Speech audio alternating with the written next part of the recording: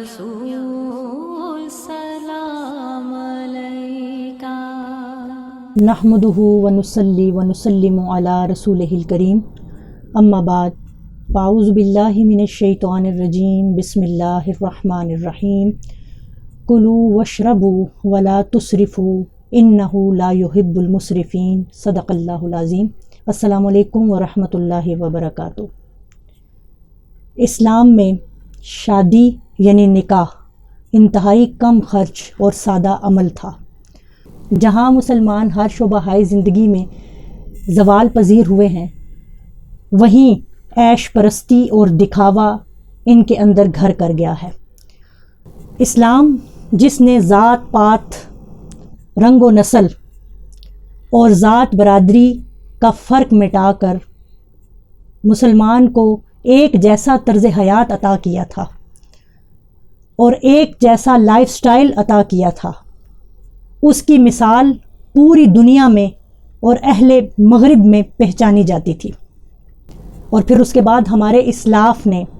اسلام کا جو خوبصورت چہرہ اہل مغرب کو اور پوری دنیا کو دکھایا، اہل مغرب اسلام کا وہ خوبصورت چہرہ دیکھ کر مسلمانوں کی تعریف کرتے تھکتے نہیں تھے، کیونکہ وہی طرز عمل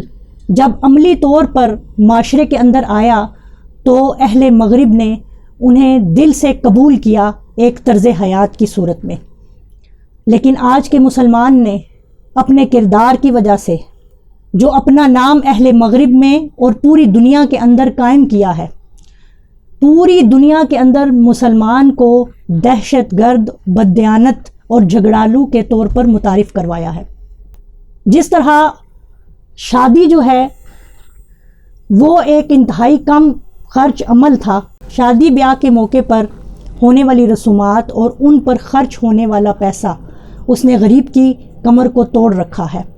ہمارے معاشرے میں امیر اور غریب کے درمیان خطرناک حد تک پہنچے ہوئے تفاوت نے غریب کی زندگی کو اجیرن بنا رکھا ہے۔ اگر ہم دیکھیں تو ہمارے معاشرے کے اہل ثروت اور امیر لوگ جب اپنے بچوں کی شادیاں کرتے ہیں تو ان کی شادیوں پہ کروڑوں روپے خرچ ہوتا ہے، اور ان کے ایک ایک ولیمے کا خرچہ کئی ہزار خاندانوں کے کھانے کے برابر ہوتا ہے۔ اور اگر ہم متوسط گھرانے کے لوگوں کی بات کریں تو وہاں کم از کم 20 سے 30 لاکھ کے درمیان خرچہ کیا جاتا ہے، جس کی وجہ سے آج کا غریب بہت پریشان ہو چکا ہے۔ اور اس پر پریشانی اس بات کی ہے کہ معاشرے کے اندر ان چیزوں کو پسند بھی کیا جاتا ہے۔ جو جتنا پیسہ پانی کی طرح بہاتا ہے، اپنی رسومات میں بہاتا ہے، اس کا اتنا ہی ذکر کیا جاتا ہے اور اس کی تعریف کی جاتی ہے معاشرے کے اندر کہ فلاں شخص نے اپنے بچے کی یا بچی کی شادی کی اور اس نے اتنا پیسہ خرچ کیا، اس نے اتنی خوبصورت شادی کی۔ اور جب باقی لوگ یہ دیکھتے ہیں تو وہ بھی اس اثر کو قبول کرتے ہیں اور ویسی ہی شادیاں کرنے کے چکر میں پڑ جاتے ہیں۔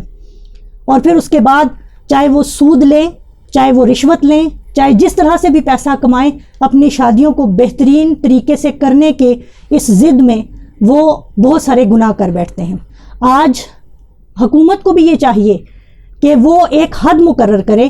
کہ اس حد سے زیادہ خرچہ جو ہے وہ شادی پر نہیں ہونا چاہیے۔ دیکھا جائے تو حکومت نے پہلے بھی کافی حدیں مقرر کی ہیں،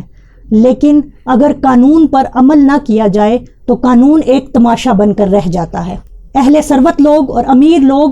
جن سے معاشرہ اثر قبول کرتا ہے اور اپنی زندگی کی راہ کو متعین کرتا ہے، سب سے پہلے ان پر پابندی لگنی چاہیے، اور اس کے بعد متوسط گھرانے کے وہ لوگ جو 30 سے 35 لاکھ روپیہ اپنی رسموں پر، شادی بیاہ کے اخراجات پر خرچ کرتے ہیں، ان پر پابندی لگنی چاہیے تاکہ غریب آدمی جو ہے وہ آرام سے سادہ طریقے سے اپنی بچیوں کو بیاہ سکے۔ آج ہمارے معاشرے کے اندر جہاں بہت سارے جرائم پیدا ہو چکے ہیں، وہیں پر یہ بھی ایک بہت بڑا جرم ہے۔